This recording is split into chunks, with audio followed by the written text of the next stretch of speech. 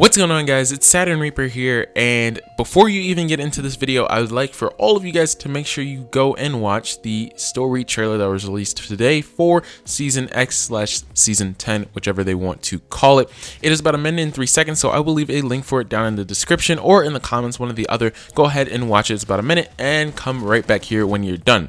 So, now that you have watched that trailer, you understand what is happening for Season X. Now, this video is basically to break down the overall story implications that come along with this, because obviously there's a lot of things going on in this trailer that you may not understand, and I think this is a good place to kind of break down the storyline right now and really look at what's happening in this trailer. And it actually is pretty important, pretty big stuff. Now, the reason why I'm doing this video and why it's going to be uploaded probably around like midnight or 12:30 is because I probably won't be able to get on much at all for Season X, Season 10 first day, because I am busy doing training and other things. So unfortunately, just might not have time to actually play and give you guys some good videos in the morning. So I'm just going to go ahead and give you guys something in the nighttime to wake up to, maybe in between your time waiting, because downtime is actually from 4 a.m. till 8 a.m. So it's actually a very lengthy downtime. So without further ado, let's get right into the actual breakdown. So first things first here, Jonesy is kind of in this in-between space, this in-between area, right?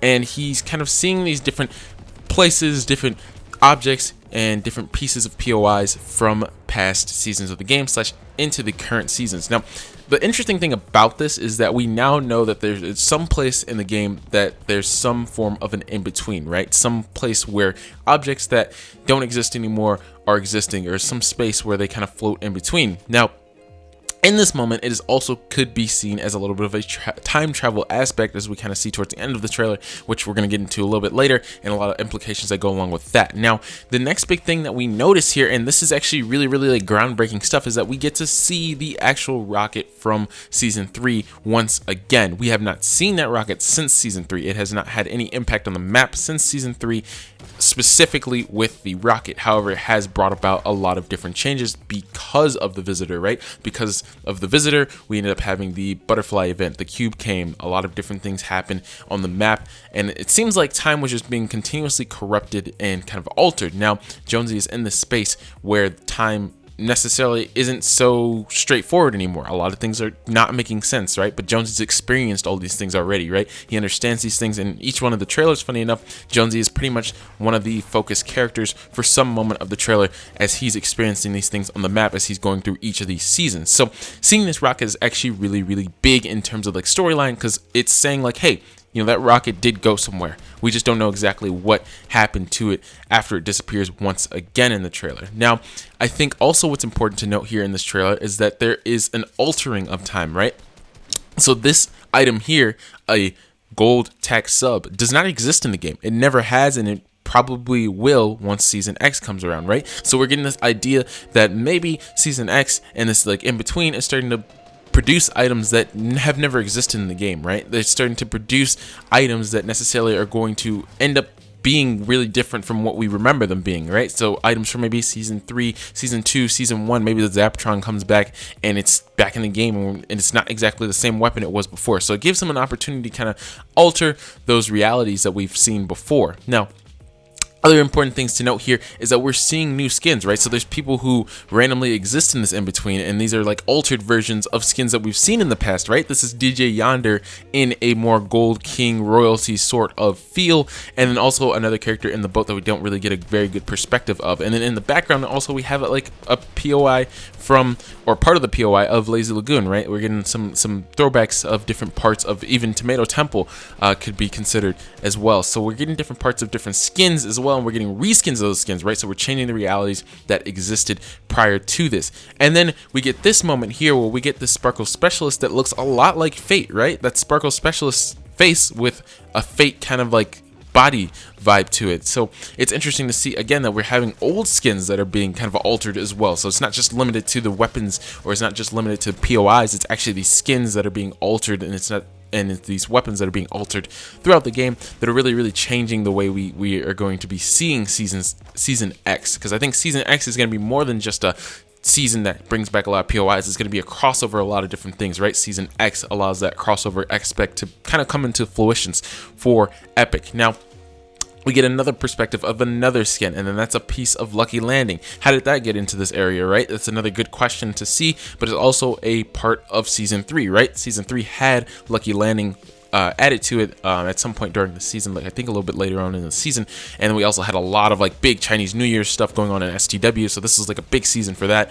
And S3, it seems like it's pretty important here, because as we go along here, obviously, like I said, we're going to talk about that big ending part of it that really has a lot of different implications to it that it's actually going to be super interesting to talk about. So moving on to the next little point here is that we do have a moment where Peely is like, hey, I'm watching you, right? Because Jonesy, and if you guys didn't know this, at one point Jonesy and Peely, or not Peely at the time though, he was just like a banana, and then they ended up fusing by a rift forming, and they went through it together, and then they formed into Peely, right? So Peely is actually Jonesy, but then somehow Bunker Jonesy ends up drinking Peely, so he ends up drinking himself, which is why Peely is like, hey, I'm watching you, Bunker Jonesy, right? So, and how that goes, just to clarify what I just said there, is that pretty much Bunker Jonesy gets released, right? He has a banana, he goes through a rift, and he ends up becoming Peely. I'm not really sure how that works out, like, in the storyline, right? It gets a little confusing because, you know, what point did Peely get out? Why was there two,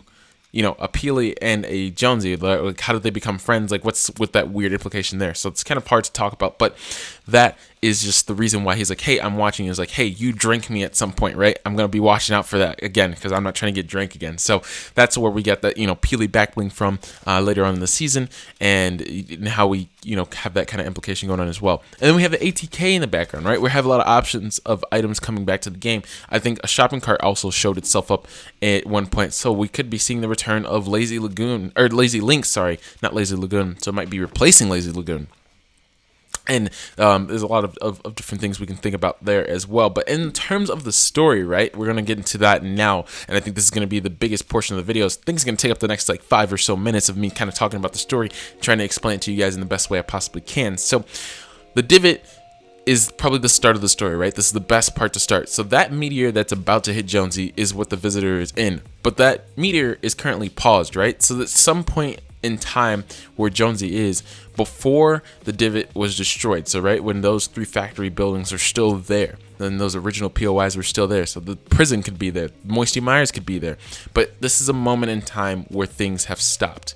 So intentionally there is a potential for items just to be on the map in general, right? Like in this pause kind of state where time is somewhere in between being moving and being stopped, and that is where Jonesy has landed. And now he's gone back in time to the point where S3, S4 events haven't currently happened yet. So we're going to be seeing this moment where we have this weird in between of things exploding onto the map, things happening on the map, while things are also being stalled on the map that have already happened. Is that making sense?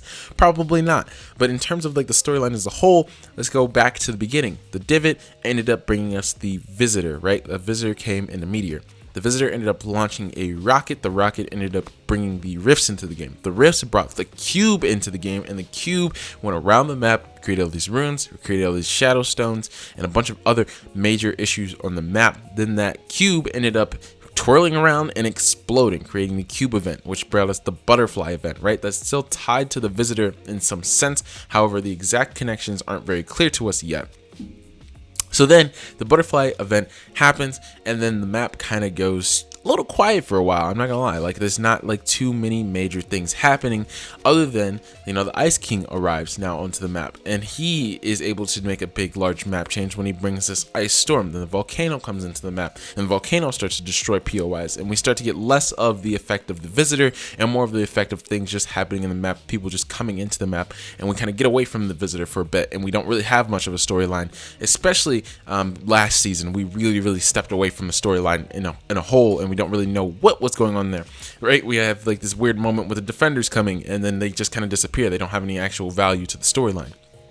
So then now we're at a point where we kind of like jump forward a little bit, right? Where there's no big in between things, and we end up having the vault come around, right? Singularity happens. There's a big time jump on the map in certain POIs. Right now every part of the map is new, but parts of the map did become new, became modernized. Singularity was able to create this utopia of an area, and then we see that the vault is being used to sort of produce power for Neo Tilted.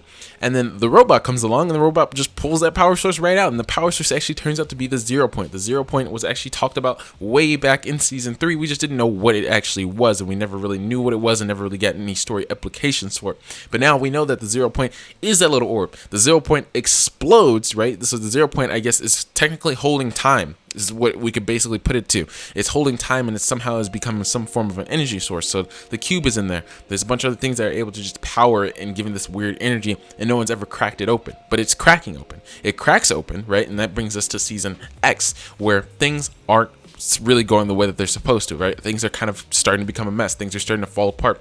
Jonesy doesn't know what to do. He starts running away, and he ends up in this in-between area where the shopping carts exist, where the gold tax sub exists, where old skins are starting to reappear, not as the ways that we've seen them before. So that is where we're at in terms of the story and what that brings us in terms of the story. So I think that with this season, this is just predictions now at this point, and none of this is concrete, none of this is leaked information. It's just kind of what we're kind of basing everything off of as we're going along. I think that with this information that we have right now from the Season X trailer, we can expect that this season is going to be pretty important in terms of rewriting history. I think that's what it's going to be the overall goal of maybe the loading screens as we're going along here, as whatever event may occur this season, is that we're going to be rewriting history. It's not going to be the same history where the divot was destroyed and we went through that whole timeline that I just explained. That timeline is going to be crossed out, or even kind of like paralleled, in a sense that we're going to start to try and change things. So maybe we're going to stop the rocket from ever even leaving the island. Maybe the visitor never gets the opportunity to build that rocket. Maybe we destroy that rocket before it gets anywhere, before it brings the rifts, before it brings the cube, right? So then we're preventing the opportunity for the map to get this huge catastrophic events happening, for all these enemies to eventually be made on the island and start to come to the island and start to, you know, destroy the balance of the island. So that is what I'm thinking is going to happen with this season, whether they like to put that on the front line or not, right? The storyline in this game isn't very prominent at all in any sense, and don't take it as like a concrete thing. It's pretty much made up by fans as much as possible, as well as kind of Epic giving us little teasers and hints here and there, but nothing's ever given to us specifically. I've tried asking, and then we never get any actual general good answers in terms of storyline, and they very rarely even mention it on their Twitter accounts, on any of the Epic posts, on any of the Reddit posts, anything like that. So really the information is very, very vague, and that's why the storyline doesn't really always make sense. However, this season is huge for making sense of the storyline, right? Of making sense of where we're going to go in the future, and making sense of like, okay, are we about to stop these events, right? Are we about to end that timeline so that we never experience the cube event, so we never experience the monster event, so we never have the 0 point come to fruition, so that Singularity never takes over Neo Tilted, that Bunker Jonesy never goes in, that, you know, the volcano never erupts, right? So that's a lot of events that aren't going to happen. And what that does for Epic is actually gives them a chance to rewrite the entire map, right? They can go back through another 10 seasons, right? And have a totally different storyline. And that just makes it so that it's a different storyline for us. And am I a big fan of that? No, not really. I'd really want to see a new map come to the game, and I really want to see a lot of big changes. But unfortunately, we're going to be rewriting history, and that's just a prejudgment. I'm sure this is going to be an amazing season. I hope you guys are excited. So that's a lot of talking. There's a lot of like things to take in, but in the background there, it was just a nice little 12 kill win for you guys as well, to keep you guys kind of just entertained while I'm talking about different things. But I hope you guys enjoyed. I hope this breakdown makes sense to you guys. If you guys have any questions, go ahead and throw them in the comments, and I will catch you guys in the next one. Peace.